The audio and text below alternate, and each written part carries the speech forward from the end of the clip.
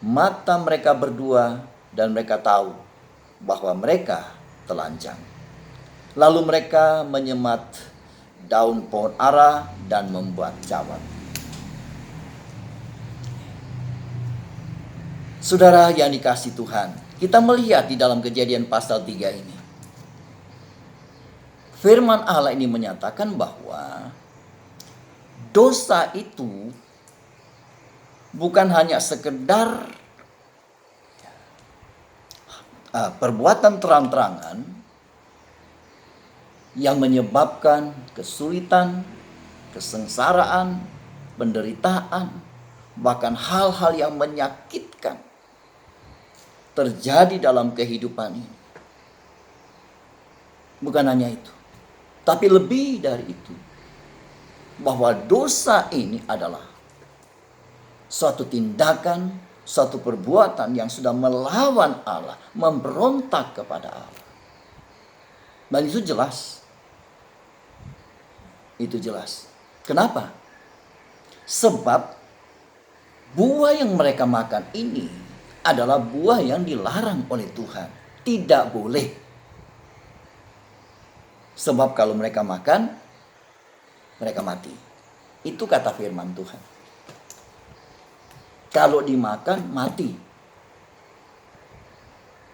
Tetapi apa yang terjadi? Manusia di sini, Adam dan Hawa di sini, tetap saja memakannya. Ini artinya apa? Nah, itu tadi. Mereka tidak percaya kalau Allah menyatakan kalau mereka makan buah ini mereka mati. Mereka tidak percaya. Seandainya mereka percaya, mereka tidak akan berani mengambil buah ini. Tetapi kenyataannya kan tidak. Inilah permulaan manusia berdosa. Tidak percaya. Seperti kita. Nggak apa-apa, kok nggak apa-apa. Itu biasa aja. Nggak ada masalah. Itu masalah kecil kok.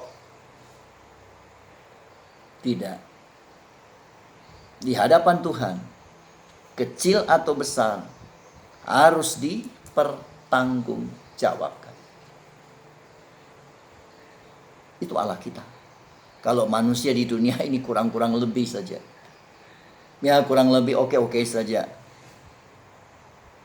Gak ada masalah. Tapi Allah kita adalah Allah yang persis. Allah yang tepat.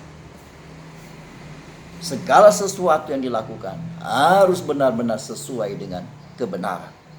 Tidak boleh dilanggar. Ditambah gak boleh, dikurangkan juga tidak boleh. Dan apa yang diperbuat oleh manusia di sini, satu pelanggaran yang luar biasa. Jadi tidak hanya mengakibatkan terjadinya sengsara, penderitaan, bahkan hal-hal yang menjadikan, hal-hal yang menyakitkan yang sudah saya katakan tadi. Tetapi suatu tindakan memberontak kepada Allah, melawan kepada Allah. Berarti tidak ada rasa takut akan ancaman yang akan mereka terima. Apa mereka pikir Tuhan itu main-main? Apa Tuhan mereka pikir Tuhan itu sekedar berkata-kata? Tidak, saudara. Inilah kejatuhan manusia yang pertama. Begitu luar biasa perbuatan mereka, begitu luar biasa juga dampak dari perbuatan mereka.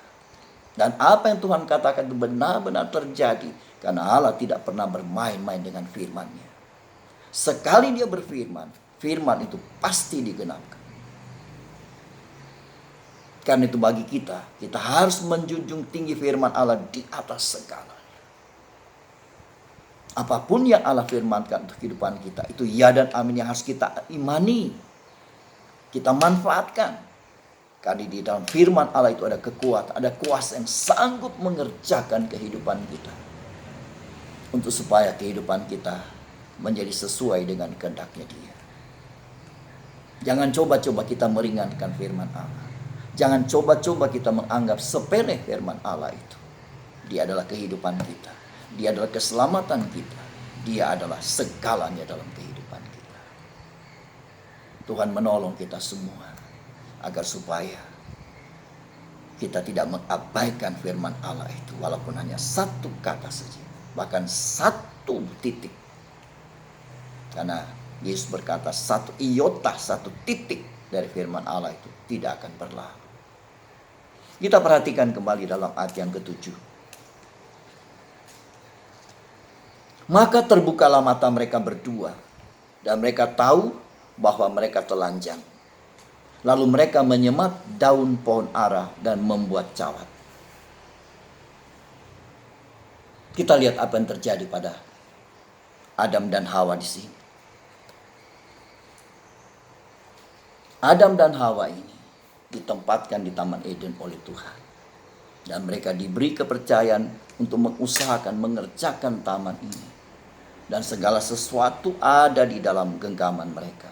Hanya satu saja yang tidak boleh mereka lakukan, yaitu memakan buah pohon pengetahuan baik dan jahat. Dalam Kejadian pasal yang kedua ayat yang ke-17.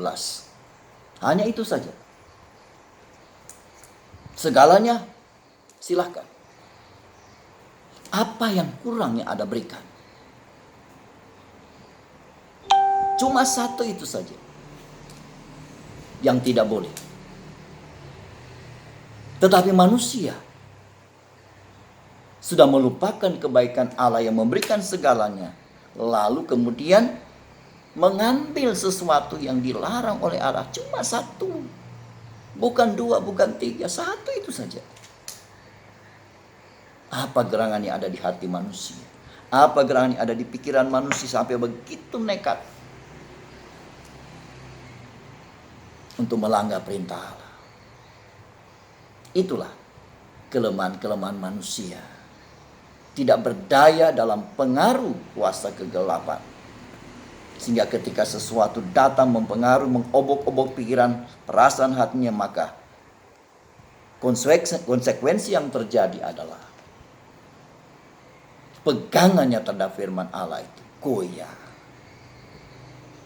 Dan dia melepaskan kepercayaan pada firman, lalu menerima perkataan yang lain. Lalu ini akibatnya dalam ayat 7. Manusia tertelanjang oleh karena dosa. Ini mengerikan. Kondisi yang betul-betul mengerikan. Dosa telah membuat manusia kehilangan segala-galanya. Bahkan ayat mengatakan ditelanjangi. Artinya dipermalukan habis-habisan. Keinginan makan buah itu supaya dapat menjadi seperti Allah, tahu yang baik dan jahat. Itu keinginan. Dan dituruti keinginan. Tapi yang terjadi, bukan keinginan itu tercapai. Malah yang terjadi adalah kebalikan. Manusia terpuruk. Manusia tertelanjang. Manusia dipermalukan habis-habisan. Nikah mereka dipermalukan habis-habisan. Hancur. Bukan hanya itu. Kita baca. Di dalam ayat yang ke-23 dan ayat yang ke-24. Dalam Kejadian, ya.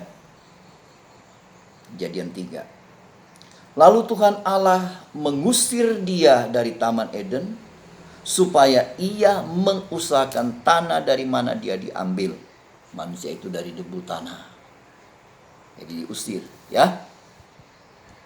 Ia menghalau manusia itu, dan di sebelah timur Taman Eden ditempatkannya beberapa kerub dengan pedang yang bernyala-nyala dan menyambar-nyambar untuk menjaga jalan ke pohon kehidupan. Ini yang terjadi pada manusia. Sudah ditelanjangi, dipermalukan habis-habisan karena dosa. Jadi bukan mengalami kemuliaan, ambisi ingin memiliki segalanya, tapi yang terjadi dihabisi segala-galanya, dipermalukan. Dan yang lebih parah lagi, lebih fatal lagi, diusir keluar dari Taman Eden. Diusir keluar. Eden artinya kesukaan, kesenangan. Nah, kalau diusir dari Taman Eden, berarti kehilangan kesukaan, kehilangan kesenangan. Sebagai gantinya adalah kesengsaraan dan penderitaan. Dan itulah permulaannya nikah yang jatuh. Dalam sengsara derita terus berjalan sampai hari ini. Buah daripada dosa itu sendiri. Inilah kutukan itu. Inilah penderitaan yang tidak ada habis-habisnya. Hanya kalau dosa itu diselesaikan, diatasi, barulah penderitaan itu akan berakhir. Selama dosa itu ada, derita tidak akan pernah berakhir.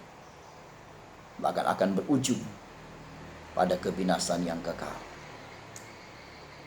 Nah, kita melihat sekarang, di tengah kondisi ini, seperti ini, manusia terhilang karena dosa. Lalu apa artinya Kristus datang dan mati untuk kita?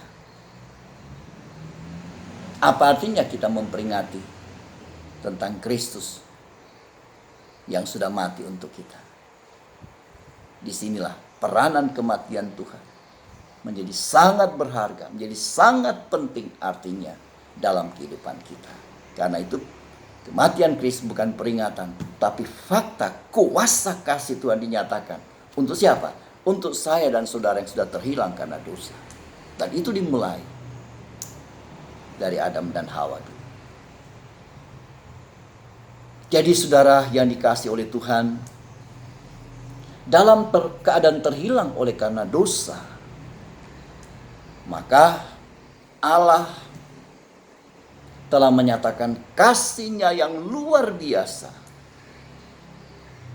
untuk mencapai dan memanggil kita orang-orang berdosa untuk datang kepadanya.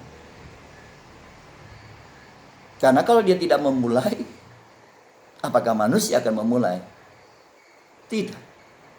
Dia yang memulai. Dia datang untuk kita. Dia menyatakan kasih yang luar biasa untuk kita orang berdosa, supaya kita boleh datang kepadanya. Ingat ketika Adam jatuh, bukan Adam yang mencari Tuhan, tapi Tuhan mencari Adam. Adam, di mana engkau? Tapi Adam bersembunyi dan dia mengaku bahwa dia takut, dia sudah berdosa.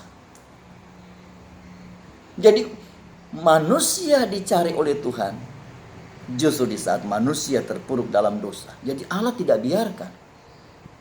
Walaupun manusia sudah memberontak kepada Allah, tapi Allah tidak membiarkan. Kenapa?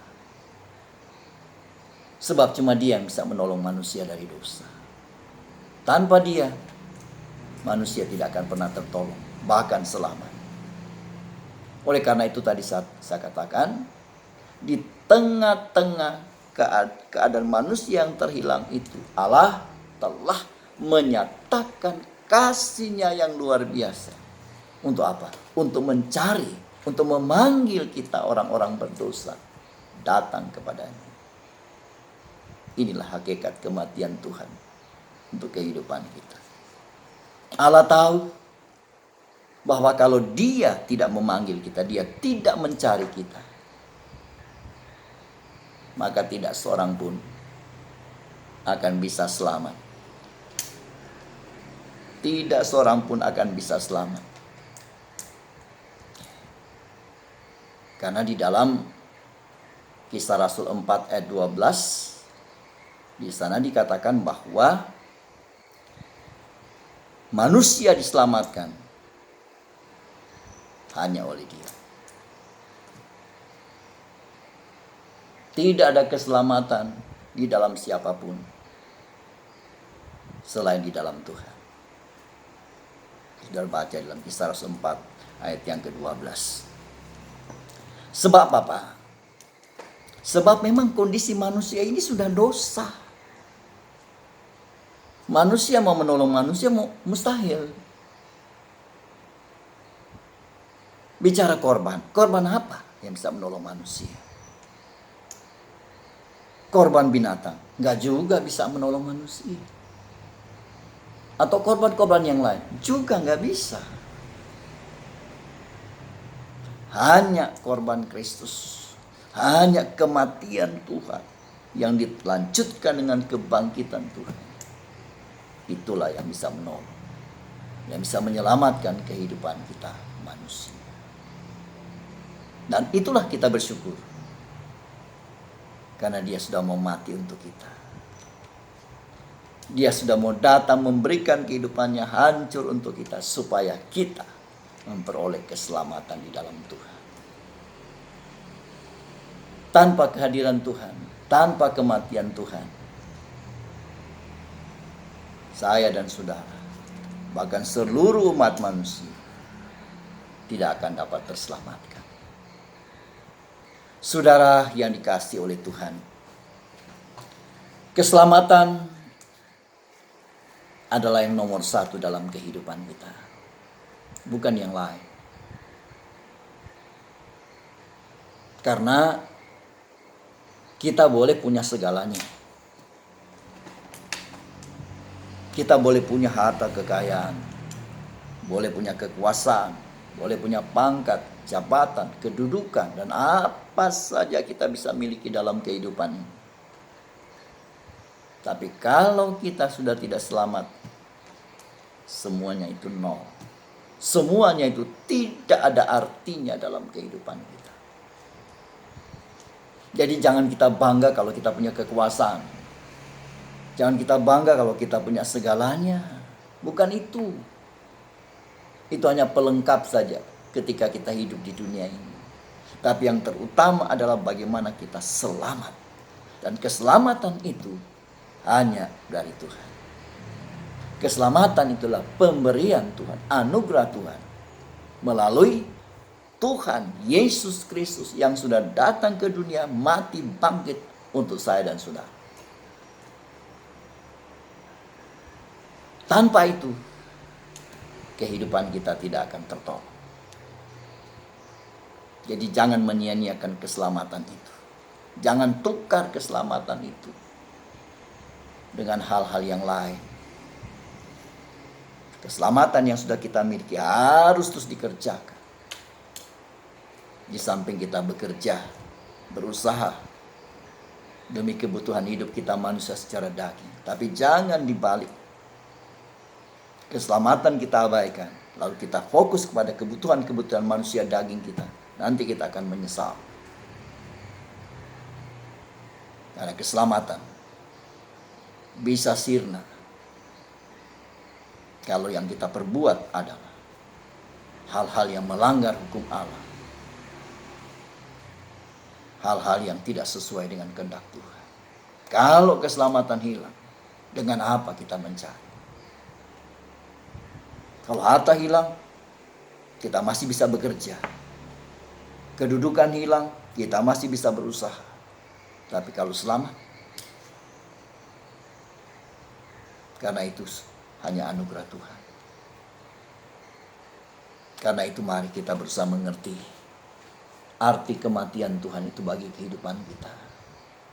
Jangan kita bangga kalau kita sudah jadi seperti sekarang ini. Jangan kita puas kalau kita sudah punya ini dan itu. Bukan itu. Tapi bersyukurlah. Dan tetap menyembah memuliakan Tuhan. Kalau kita boleh memiliki keselamatan dari Tuhan. Dan kita manfaatkan keselamatan itu semakin sungguh-sungguh dalam kita mengiring melayani Tuhan. Sampai kita boleh mencapai kemuliaan. Bukan sebaliknya. Kita kembali pada surat Roma pasal yang kelima tadi. Roma pasal yang kelima, kita baca kembali ayat yang ke-8 dan juga ayat yang ke-9. Surat Roma pasal yang ke-8 ayat yang ke-9. Kita baca kembali. Akan tetapi Allah menunjukkan kasih-Nya kepada kita oleh karena Kristus telah mati untuk kita ketika kita masih berdosa. Kristus telah mati untuk kita ketika kita masih berdosa. Jadi Dia mati bukan kita orang baik-baik, tapi ketika kita masih dalam belenggu dosa. Ayat 9, lebih-lebih lagi karena kita sekarang telah dibenarkan oleh darah-Nya. Ini pengorbanan. Dia mati untuk kita. Oleh darah-Nya. Kita pasti akan diselamatkan dari murka Allah. Puji Tuhan.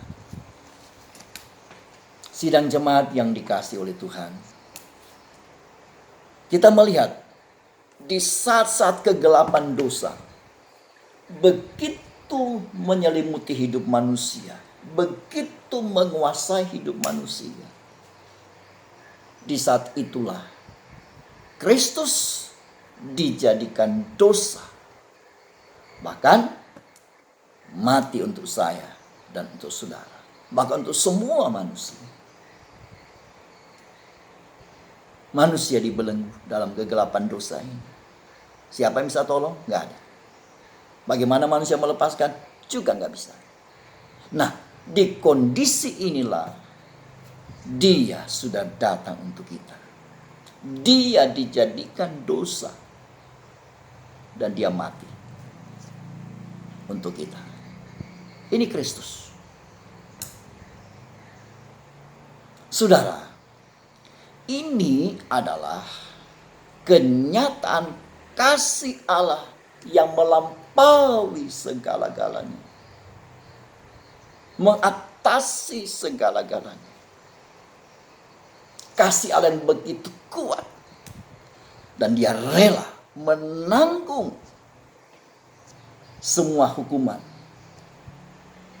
yang seharusnya ditimpakan pada kita orang-orang berdosa. Dia rela. Dan itu karena kasih. Mulai dari dosa Adam sampai di zaman kita sekarang.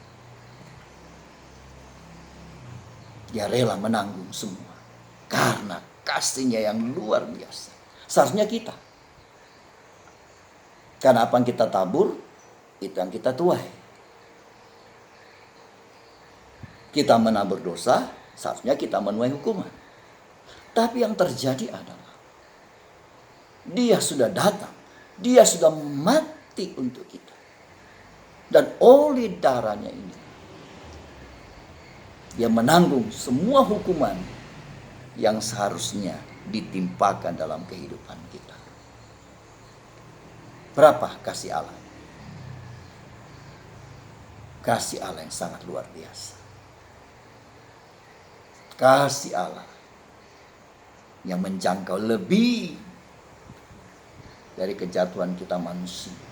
Menjangkau lebih dari dosa-dosa yang kita perbuat dalam kehidupan ini. Sidang jemaat yang dikasihi Tuhan, melalui salib Kristus ini, maka Dia sudah menanggung semua kesalahan, kehinaan dari semua kita manusia. Melalui kasih salib Kristus, Dia sudah menanggung semua kesalahan dan kehinaan kita manusia. Dan karena itulah, kalau kita mau percaya kepadanya, kalau kita menerima Dia dalam kehidupan kita, mengaminkan Dia dalam kehidupan kita, maka kita bukannya tidak dihukum, tapi lebih dari itu, kita disediakan kehidupan yang kekal. Apa yang kurang? Inilah luar biasanya kasih Allah atas kehidupan kita.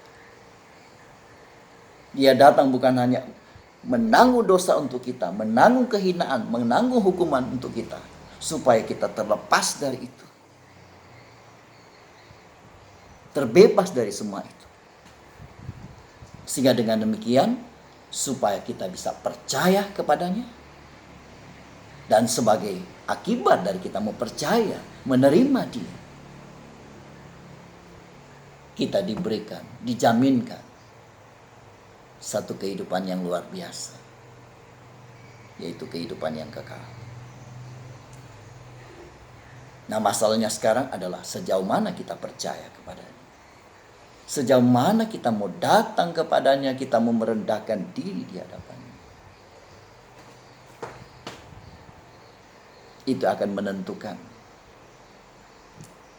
apakah kita akan bisa meraih kehidupan yang kekal itu. Jadi bisa dibayangkan, dari kehidupan yang seharusnya dihukum karena dosa, tetapi ketika kita mau percaya, kita mau menerima dia, maka kehidupan kita terjadi satu lompatan yang luar biasa. Dari kehidupan yang harusnya binasa, terhukum karena dosa, sekarang justru akan dibawa pada kehidupan yang kekal. Hanya melewati kita percaya kepada-Nya, menerima dia. Dia yang mana? Dia yang datang ke dunia, mati untuk kita, bangkit untuk kita. Puji Tuhan. Nah, inilah masalah dalam kehidupan kita. Apakah kita mau melakukan seperti ini? Ataukah kita tetap tinggal dengan cara kita? Ataukah kita merasa kita mampu menjadi lebih baik? Kita mampu untuk menjadi berkenan? Yang pasti, tanpa korban Kristus, tanpa salib Kristus, tanpa kematian Kristus, semuanya akan sia-sia. Kita baca dalam Yohanes pasal yang ketiga, ayat yang ke-16, ayat yang sangat populer, ayat yang sangat dikenal oleh orang-orang percaya, oleh kita semua. Yohanes pasal yang ketiga, ayat yang ke-16. Bunyinya demikian. Karena begitu besar kasih Allah akan dunia. Begitu besar. Berapa besarnya? Nggak bisa diukur. Tidak bisa diukur. Karena begitu besarnya kasih Allah akan dunia ini. Dunia yang dimaksud di sini bukan dunia tempat kita tinggal ini. Dunia yang dimaksud di sini adalah kita, orang-orang berdosa. Orang-orang yang sudah terhilang karena dosa. Sehingga ia telah mengaruniakan anaknya yang tunggal, supaya setiap orang yang percaya, setiap orang yang percaya, percaya kepada siapa? Percaya kepadanya. Nya siapa? Itulah Kristus, itulah Yesus. Percaya kepadanya, tidak binasa, melainkan beroleh hidup yang kekal. Bisa dibayangkan seperti ini. Dari kondisi yang berdosa, kondisi yang hanya layak dihukum, tapi kemudian diberi harapan untuk meraih kehidupan yang kekal. Bagaimana logika kita mau berpikir untuk memahami itu? Tidak mampu kita berpikir. Karena pikiran kita terbatas di dunia ini. Sementara yang Allah rancangkan itu melebihi segalanya. Sifatnya ilahi. Hanya akan bisa dipahami secara rohani. Hidup kekal Dia sediakan. Betapa dahsyatnya Allah itu. Oh, puji Tuhan. Saudara, di dalam ayat ini kita menjadi tahu. Dalam ayat ini kita menjadi tahu betapa tinggi dan mulianya Allah itu. Betapa luar biasa dahsyatnya Allah itu. Sementara kehidupan kita manusia begitu rendah, begitu tidak bernilai di hadapan Tuhan. Dosa sudah merusak segala-galanya. Manusia lebih dari barang rongsokan. Karena manusia sudah terbenam di lumpur dosa dalam seluruh kehidupan. Sementara Allah begitu sempurna, begitu mulia. Allah itu kasih adanya. Dalam 1 Yohanes 4 ayat yang ke-8. Dia pribadi kasih, mengatasi segalanya.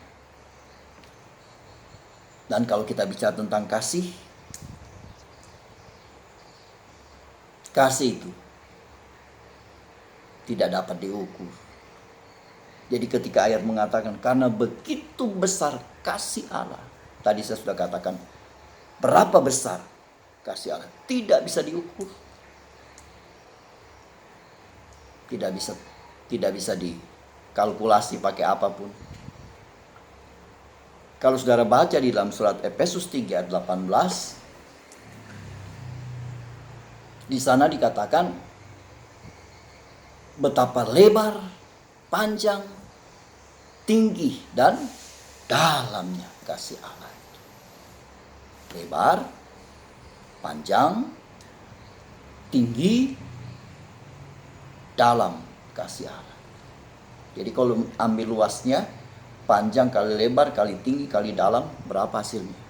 Hasilnya adalah begitu besar kasih Allah. Itu ayatnya. Begitu besar. Ukuran apa yang bisa digunakan oleh manusia, oleh dunia untuk mengukur dahsyatnya kasih Allah? Tidak ada ukuran. Sebab ukuran yang dipakai di dunia itu terbatas. Sementara kasih Allah itu tidak punya ukuran. Karena dia memenuhi dalam segalanya, di dalam semuanya. Itulah kasih Allah yang sudah dinyatakan dalam kehidupan kita semua. Saudara yang dikasihi Tuhan, Allah membenci dosa, tetapi mengasihi orang berdosa. Dosa dibenci oleh Allah. Tapi kita, ciptaannya, dikasih oleh Dia. Apa buktinya? Buktinya adalah Dia menyediakan